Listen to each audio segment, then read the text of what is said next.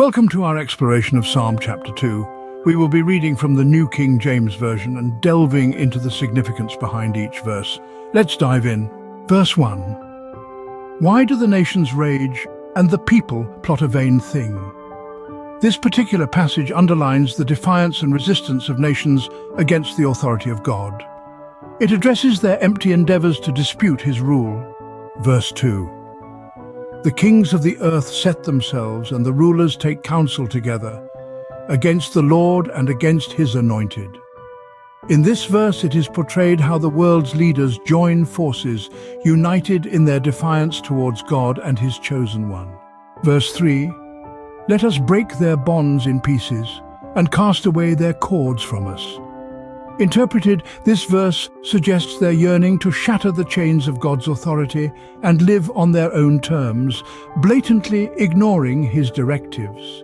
Verse 4. He who sits in the heavens shall laugh. The Lord shall hold them in derision. Even in the face of their rebellion, God's reign is unwavering. Their feeble attempts to contest his might invoke from him nothing more than laughter, and he looks upon their actions with contempt. Verse 5. Then he shall speak to them in his wrath and distress them in his deep displeasure. This is how God responds to their defiance. His anger and judgment are the inevitable consequences of their rebellion. He shows them his righteous wrath, causing their distress. Verse 6. Yet I have set my king on my holy hill of Zion. This scripture is a powerful declaration of God's authority, where he pronounces that his chosen king is established on his sacred mountain, Zion. This king embodies his ultimate domination and rule. Verse 7. I will declare the decree. The Lord has said to me, You are my son. Today I have begotten you.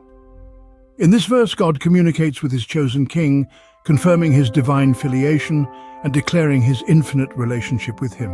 Verse 8. Ask of me, and I will give you the nations for your inheritance and the ends of the earth for your possession.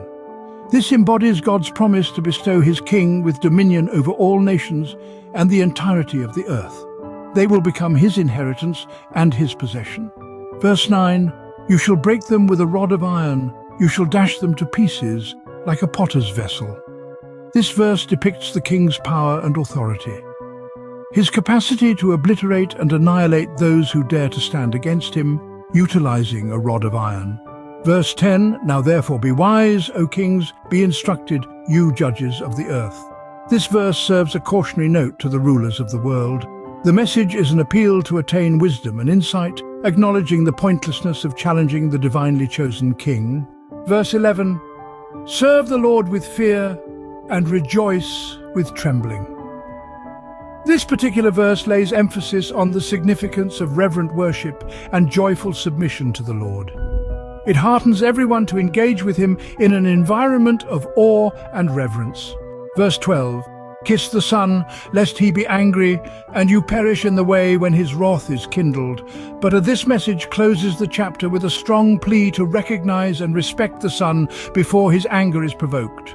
Those who place their faith in him will find themselves blessed. Thank you for joining us in this detailed explanation of Psalm chapter 2. We hope this has provided you with a deeper understanding of the verses and their significance.